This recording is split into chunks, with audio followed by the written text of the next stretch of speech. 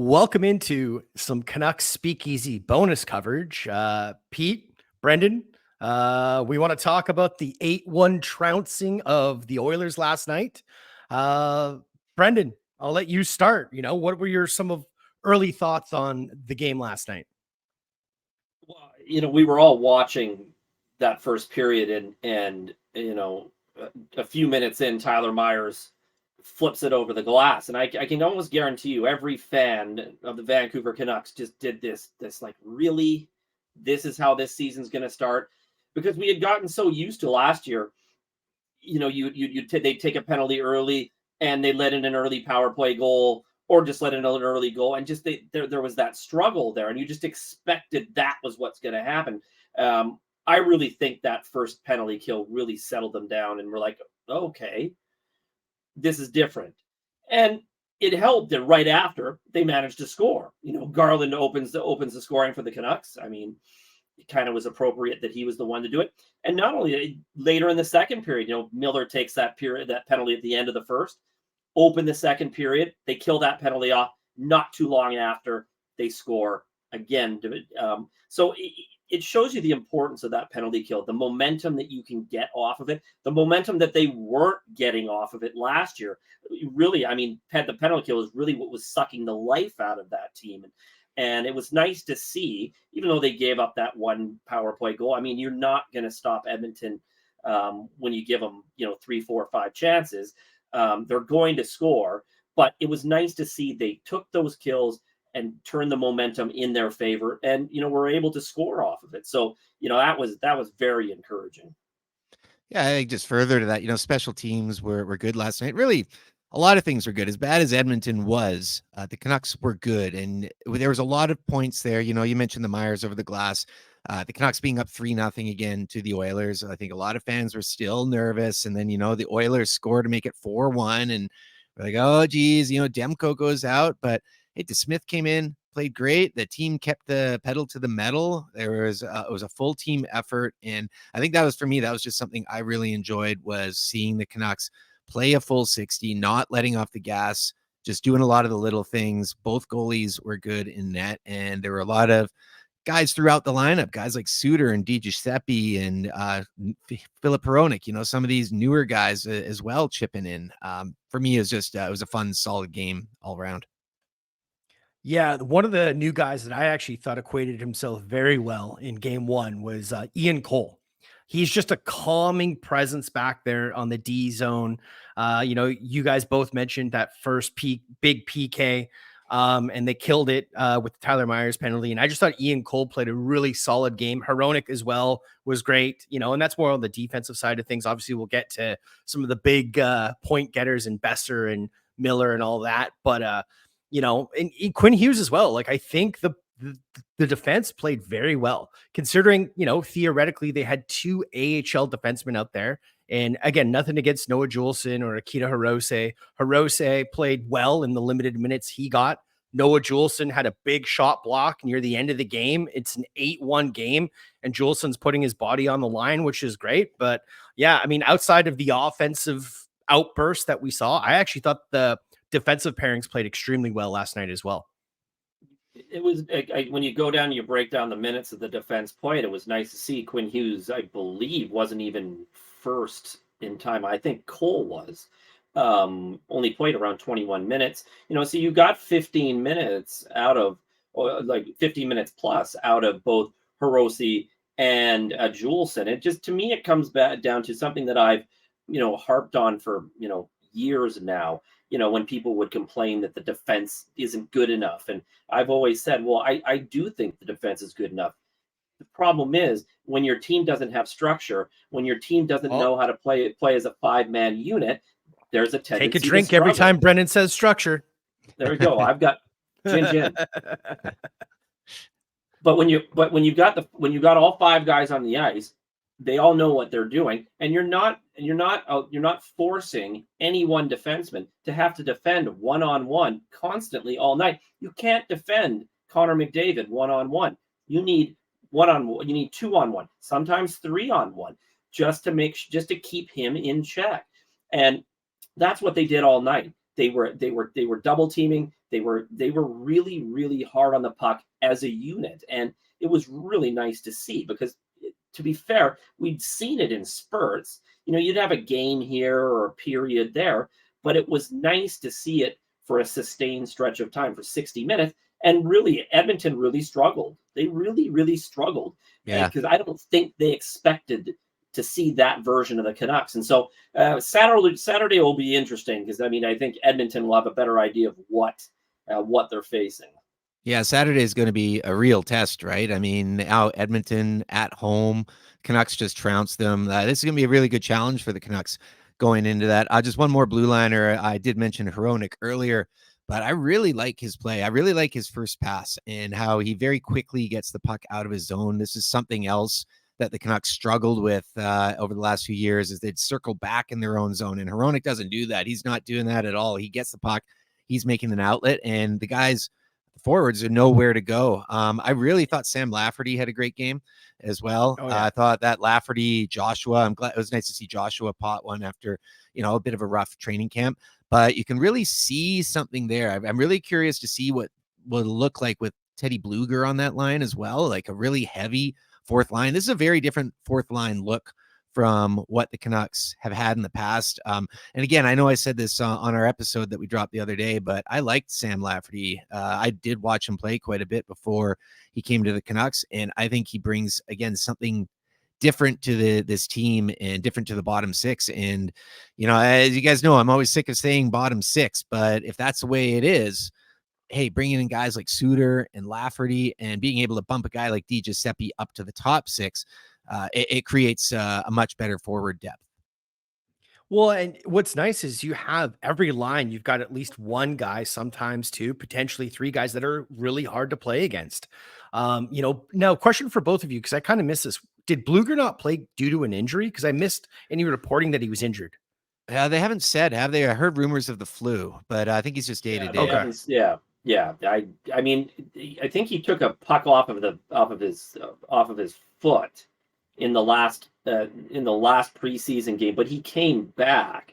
So I don't know if that was, and yeah, if they're not saying, obviously the flu's passing around. Obviously, we saw Demko leave and we were all concerned, but it's weird to say thankfully. He just thankfully he just threw up in his mask, right? No, that's whatever, no big deal. But just to get back on something you said, Pete, that I thought was important was the forwards being where they were supposed to be, because I've long felt that has been the major issue with their breakout problems.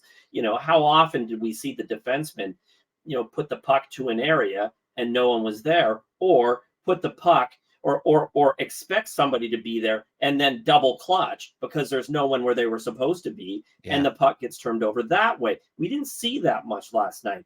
The puck movement was quick. Guys were where they were supposed to be. I've said this for a while now, that I think that's one of the strengths of playing a zone defense, is that you keep guys in their quadrant. So when the puck gets turned over, you should instinctually know where they're supposed to be, but as the forward, where you should be, because it's quite simple. You're taking care of that particular area. So and that to me was probably one of the nicer things, was just seeing them against a team that forechecks as hard as Edmonton does, to be able to outlet as quickly as they and just go onto offense as quickly as they did. And we saw that. Did you guys catch? Well, that too. But did you guys catch Quinn Hughes's post-game comments? Because he said exactly that. He said guys knew where they were supposed to be. I don't know if you guys caught any of his post-game interviews. I did not. Just so we're clear, I'm not stealing what he said. No. But you're pretty much repeating what he said, which is great, because again, I don't want this to come across negatively to Bruce Boudreau, because I did like Bruce, and I had higher expectations going into last year for the Canucks with Bruce, because I thought they could maybe continue that, rabid high scoring pace. And again, I don't think Quinn was trying to take a shot at Bruce, but just the way he said guys knew where they were supposed to be. That was a very interesting comment that I picked up on. This isn't just Bruce Boudreau. This goes back to Travis Green as well. It is what it is. Guys didn't know where they were supposed to be. And so This outlet problem wasn't a Boudreaux problem. This outlet problem went back a lot further than that. And it's there's a reason. Get set to take a drink. It's a reason why this management group brought up structure so many times, because there wasn't any, and guys didn't know where they were supposed to be. And again, like I was just touching on that there before, like Besser getting into the right spots. Look what happens. He gets a hat trick goal off his shin. Like, think of what that does for his confidence as well. Like just having guys like that, like Connor Garland, that beauty pass from Pettersson, Garland knew where to go. And you think about what that brings in is when the forwards know where they're going up the ice, and now you have a bit more mobility on the back end with how you're playing outlet passes out. It's fantastic. Like, I know we were talking before we were recording about the first Besser goal, and it was just everything we wanted to see from this team. Just DiGiuseppe in a hard forecheck, gets the puck loose to Miller, feeds it perfectly to Besser, who roofs it. Like, again, the guys know where to go, and that's going through the lineup. And look, it's just one game, and I hope they can bring that to Edmonton on Saturday night. But these are things that for Canucks fans who have endured terrible starts for X amount of years, to see something like that, it's a very good feeling. It's a very unique feeling. It's good enough to get us to record the day after recording, pretty much. Yeah. Well, and again, with Besser, it would. But with Besser, it was nice to see him rip a shot like that, because I don't remember the last time he went top shelf and like on time, just straight in like that. It's been a couple of years, I think, since we've seen him score a goal like that. And then obviously, you got to be good to be lucky, right? That, like you said, Pete, that goal off the shin. Hey, you know what? I'll take it. You know what I mean? He'll take it. But even the hand-eye coordination for his second goal, where he batted it out of the air, like, guys were just all over the net. And I've never been a big fan of putting Besser as the net front presence, but on that PD goal, he was screening. I don't know if Skinner was in net at that time, or was it Campbell still? I don't know who it was, but the screen was great. I think it was Skinner, but he was perfect screen. I thought he might have tipped it. I thought he might have had his fifth goal, and we were going to see a save on score and win finally. He was the perfect screen on two goals, on the Pettersson goal and Miller, was it? Yeah, I think it was the Miller goal. Yeah.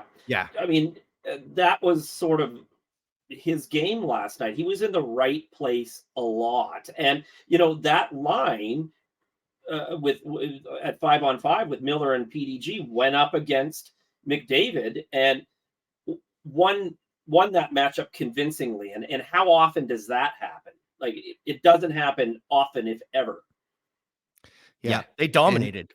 And 16 all situation points for PP1 as well. So not all just on the power play, but the 5 guys that make up PP1, 16 points in the game last night. Yeah. How have to be your best players? Always. But how Canuck would it have been if the Canucks trounce Edmonton 8-1 and then we find out Demko? Thankfully, it was just him being dehydrated, puked in his mask. But like, I'm sure all of us were like refreshing Twitter last night to be like, what's the update on Demko? What's the update on Demko? It goes into Canuck goalie lore now. Not quite Luongo bathroom, but Demko puke. I was quite, when DeBrus kind of broke it down, and he did, I know a lot of people gave flack for the fact that we didn't have Shorthouse and Dave Tomlinson doing that game, but I thought DeBrus broke that down quite well from what he saw, and really calmed my nerves, because it didn't make much sense for why he was leaving for an injury. The puck hadn't been in the Canucks end for quite a while, and there had been a stoppage in between, so something clearly had happened, and we knew the flu was around, and I mean, good on them for getting him out when he did, because now he can rest up. It gave DeSmith an opportunity to come in and play, and I thought he played well for the garbage time that he was in. So like a small positive for a guy that was sick, I guess. Yeah. Did you guys catch Connor McDavid's post-game comments? Yeah. Well, no, I'd have been pretty pissed off too. No, but it was interesting because I don't think he knew the context of the Canucks pulling Demko like that. But he obviously didn't. I wonder, like, is that something, if you're in a blowout, do you just pull your starting goalie and just give him the rest of the night off? I know it might rub the other team wrong because McDavid seemed kind of, miffed, and he's like, I've never seen that before. And then also, I think everyone's kind of said this already, like on some of the major radio stations, but I know there was some criticism to the Canucks for putting their top PP1 unit out there in a 7-1 game.